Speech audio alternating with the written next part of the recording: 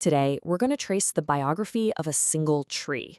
But this is no ordinary tree.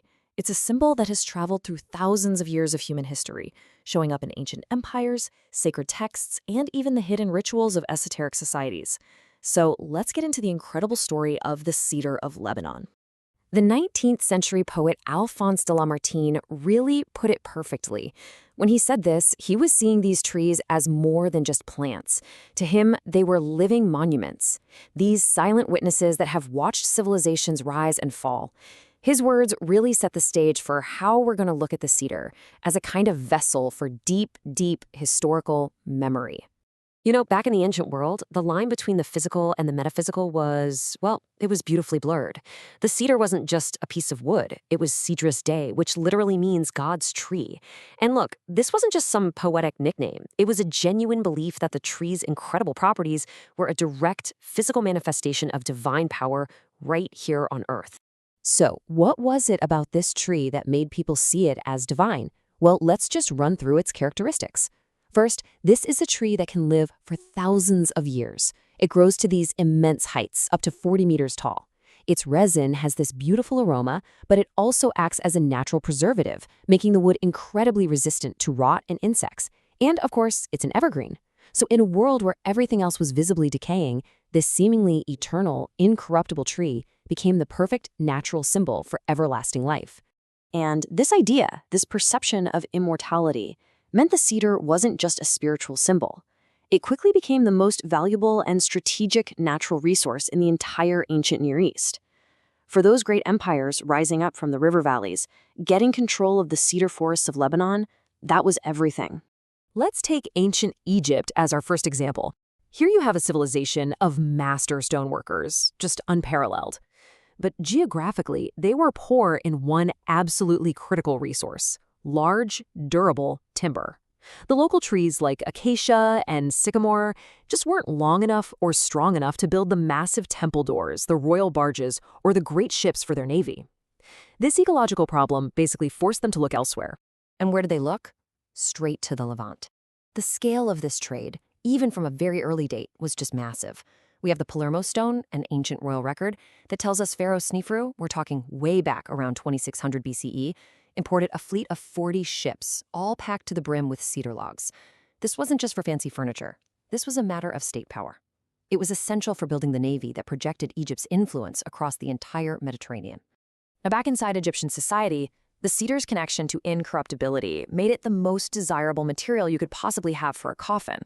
A cedar coffin, they believed, would grant its protective powers to the person inside, ensuring they were preserved for the afterlife. This was fine for the pharaohs and the highest elites, but for the aspiring lower elites, the cost was just way too high. And that led to a really fascinating solution. And that solution brings us to this idea called skeuomorphism. It's basically the art of making one material look like another, more expensive one. We still see it today, right? Like a digital calendar app that's designed to look like a paper desk blotter. But in ancient Egypt, this practice had a much deeper social and even theological meaning. What's so interesting here is that there were two things going on. On one hand, artisans would take cheaper local wood and painstakingly paint it to look just like the reddish-brown color and distinctive grain of cedar. This was a status thing. It showed you were in the know. But on a deeper, magical level, it was a genuine belief. They thought the image of the cedar could actually transfer its real protective powers. The symbol, in their minds, was just as powerful as the substance itself. This map really lays it all out beautifully. It shows the two great powers of the ancient world and their very different approaches to getting this resource. See the blue arrows? That's Egypt's strategy, mostly based on maritime trade. But now, if you follow the pink arrows, you see a completely different approach. That's Mesopotamia. For empires like Assyria and Babylonia, getting cedar wasn't about trade. It was about conquest. Okay, so that brings us to Mesopotamia, where the relationship with cedar had a very different feel. The architectural historian Mark Jarzenbeck argues that for these empires, bringing cedar from the wild, rugged mountains of Lebanon all the way to their flat, dry cities was a huge political statement. It was a symbolic conquest of the dangerous, untamed wilderness by the ordered, civilized center of power. And this very conflict, civilization versus the wild, is captured forever in our earliest great work of literature, the Epic of Gilgamesh. In that story, the cedar forest isn't just a source of timber. No, it's a sacred, living sanctuary of the gods. and it's guarded by a terrifying divine creature named Humbaba. Gilgamesh, who's seeking immortal fame, decides he's going to defy the gods. He and his friend Enkidu travel to the forest, they kill its guardian, and then they cut down the sacred trees. The key thing here is that the story frames this as a transgression, a moment of human arrogance against the divine order. The logs are then brought back to build the city of Uruk, which symbolizes civilization's victory, but a victory that was born from violating a sacred place. So the cedar's journey continues right into the Abrahamic traditions, and this is where it plays its most famous role. In Jerusalem, it became the very essence of the most sacred building in ancient Israelite religion, the first temple, built by King Solomon. This slide really shows the profound contradiction right at the heart of the temple's construction. On the one hand, its divine glory was just breathtaking. The biblical texts say the interior was so completely lined with carved cedar that no stone was to be seen. But on the other hand, this incredible splendor was built on a foundation of immense human cost, a forced labor draft of tens of thousands of people, and crippling taxes that left the kingdom impoverished. After the age of those great ancient empires came to an end, the vast cedar forests were much smaller, but the tree's symbolism went through another fascinating change. It shifted from being an imperial resource to becoming a symbol of spiritual refuge and identity for the mystical communities living on Mount Lebanon. So for the Maronite Christians who were fleeing persecution, the high, hard-to-reach cedar forests became a sanctuary. The tree's ability to survive those harsh mountain winters became a powerful metaphor for their own faith's resilience. And it was a similar story for the esoteric Druze faith. The isolation of the forests was the perfect place to protect their secret doctrines. For these communities, the cedar wasn't a resource to be used anymore. It was a living guardian of their faith. And this brings us to the final and maybe the most intricate stage of the cedar's symbolic journey. The story of it being cut down and used in Solomon's temple becomes a central allegory within the philosophical system of speculative Freemasonry. In the 22nd degree of the Scottish Rite, which is known as the Knight of the Royal Axe, the main motto is labore est orare, to work is to pray.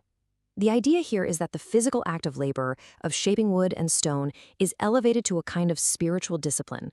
Work isn't just a chore, it's a form of worship and a path to moral development. The main symbol of this degree is the royal axe, but it's not a tool of destruction. Instead, it symbolizes the civilizing power of labor when it's guided by intelligence. The surfaces are inscribed with initials that represent a whole lineage of sacred builders, from Noah, who built the ark, all the way to Solomon, who built the temple. It represents this continuous, unbroken tradition of sacred work. The symbolism here is incredibly rich. The three-headed serpent, for example, represents idleness and the three vices that come from it. The rainbow-colored cord the initiate wears symbolizes hope, the divine covenant that appears after a storm. And the purple lining you see in the regalia, that represents harmony. It's the perfect fusion of the blue of craft and intellect with the red of passion and zeal. So when you step back and look at the whole picture, the Cedar of Lebanon has been on this unbelievable journey. It started as a strategic resource for empires, then it became a metaphor for immortality, a symbol of divine glory and human cost, a sanctuary for mystics, and finally, a complex blueprint for a whole system of moral philosophy. And all of this leads to a final thought, really. The story of the cedar shows how a simple, natural object can become saturated with thousands of years of human meaning. It kind of makes you wonder, what other symbols are hiding in plain sight all around us? Their profound histories just waiting for someone to uncover them.